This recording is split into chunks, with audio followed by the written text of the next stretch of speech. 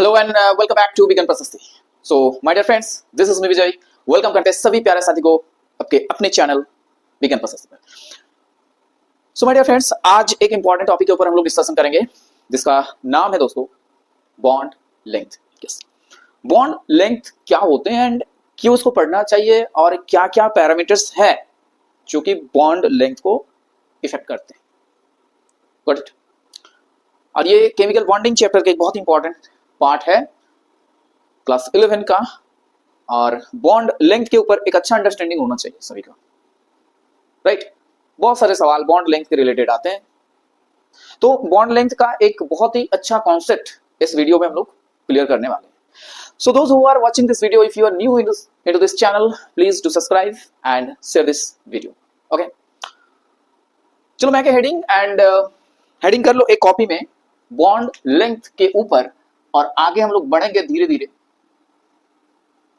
क्या है bond length, क्या क्या कॉन्सेप्ट है। तो बॉन्ड लेंथ किसका होगा? ऑब्वियसली एक मॉलिक्यूल का होगा, और जो मॉलिक्यूल की हम लोग बात कर रहे हैं बेसिकली वो कोवेलेंट मॉलिक्यूल की बात किया जा रहा है। तो जब एक कोवेलेंट मॉलिक्यूल बनते हैं वहां पर ऑब्वियसली एक एटॉम्स सेंटर में रहते हैं, उसके साथ और सारे एटॉम्स आते हैं, कनेक्टेड होते हैं। ऐसा भी हो सकता है कि दो एटॉम्स लेके बन रहे हैं, तो पहले हम लोग बेसिकली समझने के लिए चीजों को दो एटॉम लेके चलेंगे। समझ में आ रहा है? एक मॉलिक्यूल में एक एटॉम भी हो सकता है, you know, single atomic molecule is also exist, but उन लोगों के ऊपर हम लोग अभी नहीं बात कर रहे हैं। हम लोग डायटॉमिक के ऊपर बात करेंगे, पॉलीएटॉमिक के ऊपर बात करेंगे। तो मॉलिक्यूल की बात करें तो जैसे कि हाइड्रोजन हो गया, ऑक्सीजन हो गया, nitrogen, all these are covalent molecule, क्योंकि इन सारे मॉलिक्यूल्स क्या होते हैं, कंस्टिट्यूट होते हैं by sharing their outer most valence electrons. Got it. जिसमें क्या होता है कि वो जो एटॉम्स होते हैं वो लोग बाहर के इलेक्ट्रॉन्स को शेयर करते हैं और अपना वैलेंस जो ऑक्टेट वो फुलफिल करते हैं। कोई कोई है जो डुप्लेट भी फुलफिल करते हैं, जैसे हाइड्रोजन के केस में बात करेंगे। क्लोरीन, ठीक है, ऑक्सीजन, नाइट्रोजन, ये सारे के सारे ऑक्टेट फुलफिल करते हैं, इसलिए डबल बॉन्ड, मल्टीपल बॉन्ड भी बनाते हैं। नाइट्रोजन केस में आएंगे तो ट्रिपल बॉन्ड बनाते हैं। लेकिन ये लोग हाइब्रिडेशन नहीं करते, हालांकि हाइब्रिडेशन भी कर सकते हैं, आगे में बात करेंगे। ऐसे बहुत सारे मॉलिक्यूल्स होंगे ऑर्गेनिक कोवेलेंट मॉलिक्यूल जो हाइब्रिडेशन करने के बाद बनता है। यहाँ पर तो दिक्कत नहीं है ना कि दो ऑक्सीजन एटॉम को वो आप एक दूसरे के साथ बॉन्ड करेंगे, O2 बनाएंगे, तो इसमें दिक्कत नहीं है कि हाँ चलो एनर्जी अलग अलग है, ठीक है, ऑर्बिटल मैच नहीं कर रही है, दिक्कत नहीं है, क्योंकि दोनों सेम एटॉम है तो दोनों सेम होगा, सारे चीज इन लोगों का। तो नॉर्मल ये लोग विदाउट हाइब्रिडेशन भी बॉन्ड कर लेंगे। समझ में आ रहा है? जैसे दो सेम चीज हो गया, मान लो ए और ए हो गया, तो दिक्कत नहीं है, इन लोग आराम से बॉन्ड कर लेंगे। या तो ए बनाएंगे या तो A2 बनाएंगे। अगर डबल बॉन्ड बनाना चाहते हैं तो बीच में डबल बॉन्ड रहेगा, अगर सिंगल बॉन्ड बनाना चाहते हो तो बीच में सिंगल बॉन्ड बनेंगे, लेकिन बनेंगे जरूर। जैसे ऑक्सीजन की बात करें तो इसमें अगर बॉन्ड बनाना चाहते हैं तो ये बीच में डबल बॉन्ड बनाना होगा इन लोगों को। अगर नाइट्रोजन की बात करें तो बीच में इन लोगों को ट्रिपल बॉन्ड बनाना होगा।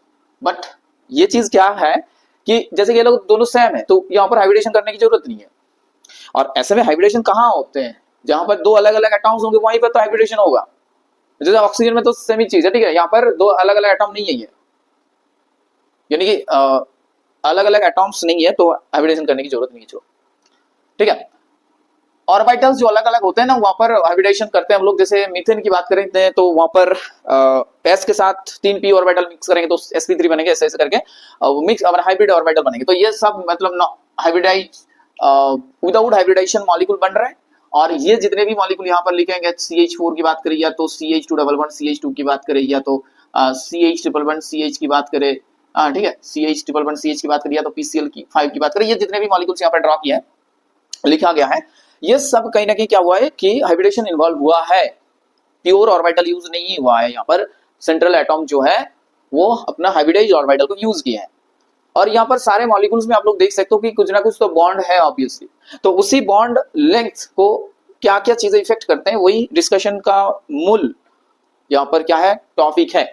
तो जैसे देखो दो हेटेरो एटॉम ले रहे हैं, आप देखो मॉलिक्यूल्स जो बनते हैं वो सेम टाइप ऑफ एटॉम से भी बनते हैं, और मॉलिक्यूल्स जो बन सकते हैं वो हेटेरो एटॉम से भी बन सकते हैं। हेटेरो एटॉम मतलब दो अलग अलग एटॉम्स द्वारा वो मॉलिक्यूल कॉन्स्टिट्यूट कर रहे हैं। जैसे यहाँ पर हम लोग AB मॉलिक्यूल्स की बात करेंगे, ठीक है, AB मॉलिक्यूल में है और ये दोनों क्या कर रहे हैं, एक दूसरे के साथ कैसे बॉन्ड करते हैं, देखो।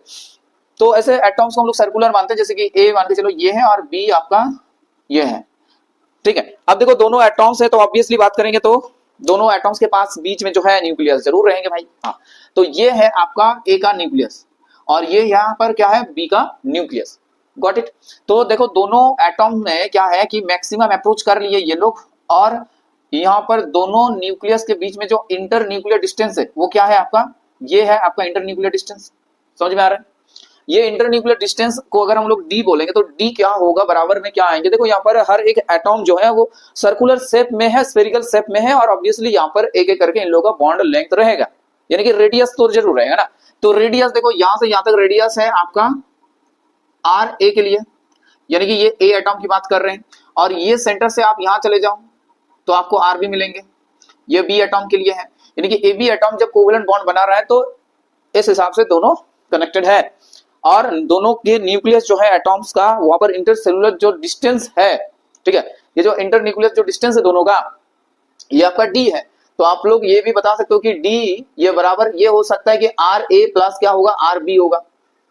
Got it. जहां पर बी का जो है रेडियस ज्यादा है, तो बस ये जो आया यहाँ पर डी मेजरमेंट करेंगे तो ये आपका एक्सरे डिफ्रैक्शन द्वारा हम लोग मेजर कर सकते हैं, ये तो क्रिस्टल आपको स्पेक्ट्रोस्कोपी कर सकते हो, ठीक है। स्पेक्ट्रोस्कोपी के द्वारा हम लोग क्या कर सकते हैं, ये बॉन्ड लेंथ को कि दोनों एटॉम्स के बीच में कितना बॉन्ड लेंथ है ये मेजर किया जा सकता है।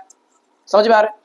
और अगर मेजर करोगे भी तो ये ऑब्वियसली मीटर किलोमीटर में तो नहीं आने वाला, ये आने वाला बहुत ही छोटे यूनिट में, जैसे एंगस्ट्रॉम, पिकोमीटर, ऐसे ऐसे आएंगे, ठीक है।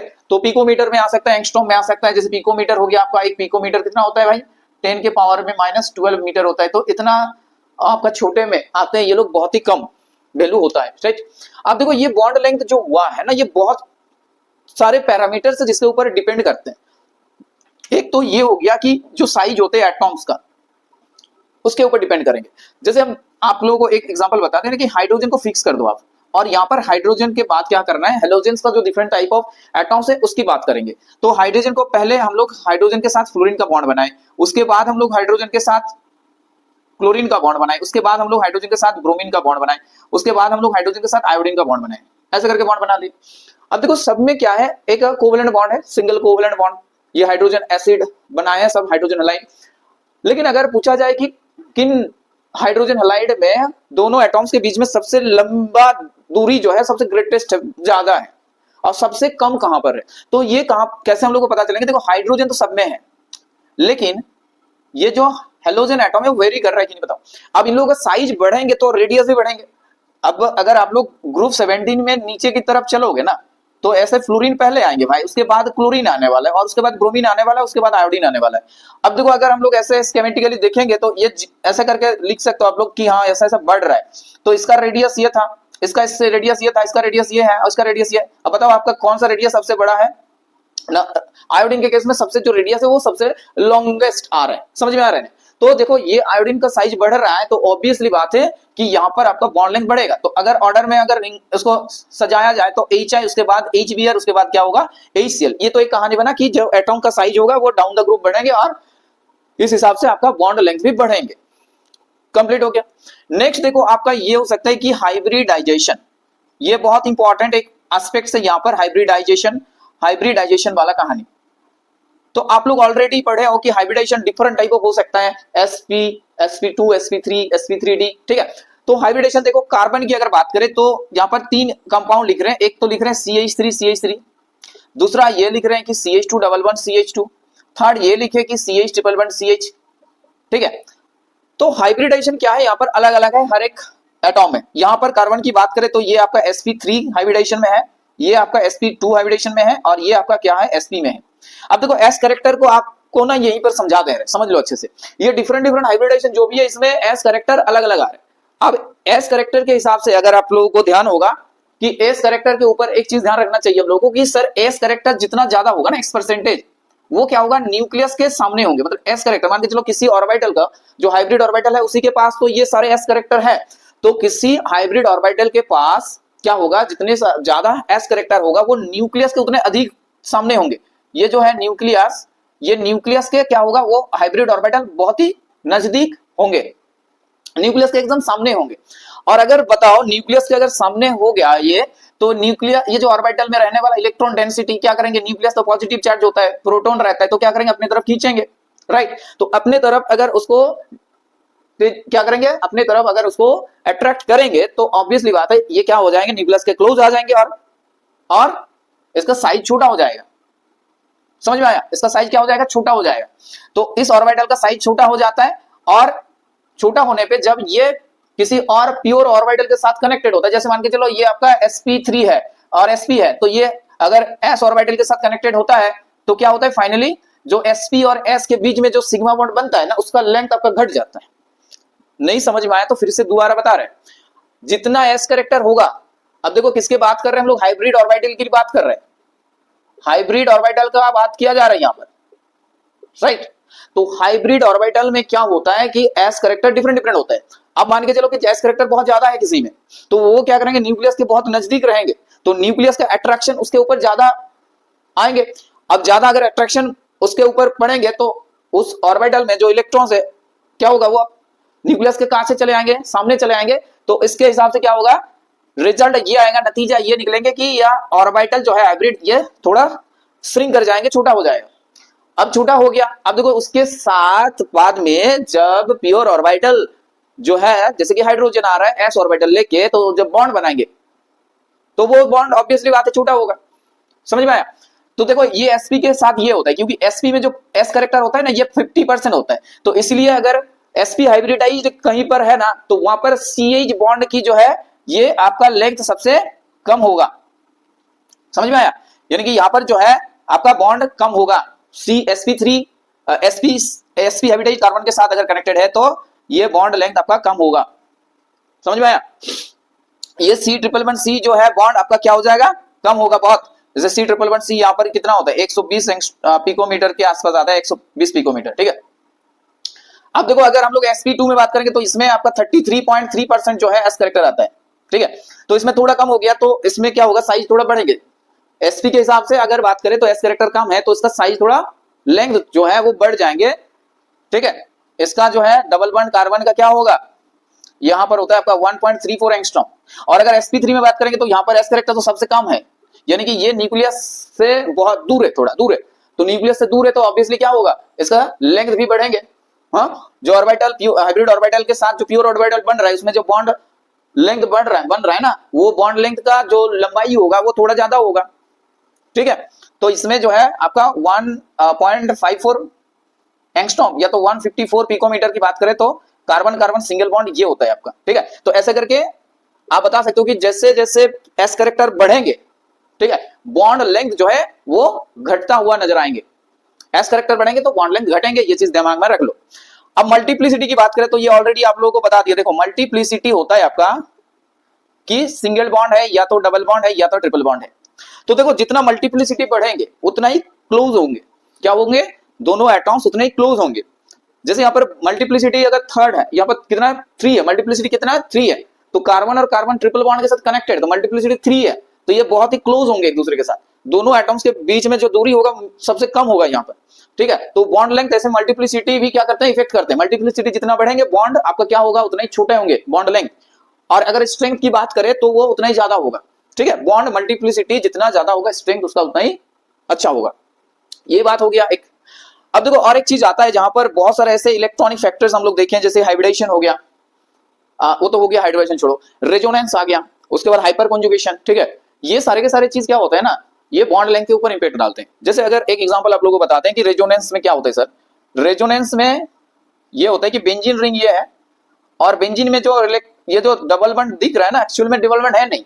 अगर डबल बॉन्ड होता प्योरली तो आप मेजरमेंट करते तो आपको मिलता 1.34 एंगस्ट्रॉम में, लेकिन ये 1.34 एंगस्ट्रॉम में नहीं आते। आप देख सकते हो उसका जो क्रिस्टलोग्राफिक डाटा है उसमें आएंगे क्या, बेंजीन में जो कार्बन कार्बन बॉन्ड लेंथ है वो आपका 1.39 एंगस्ट्रॉम के आसपास आ जाएंगे, यानी कि बढ़ेंगे थोड़ा, यानी कि प्योर डबल बॉन्ड है नहीं है।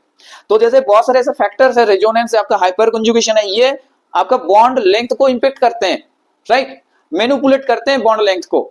तो इतने सारे एस्पेक्ट्स आपको ध्यान रखना होगा बॉन्ड लेंथ के हिसाब से।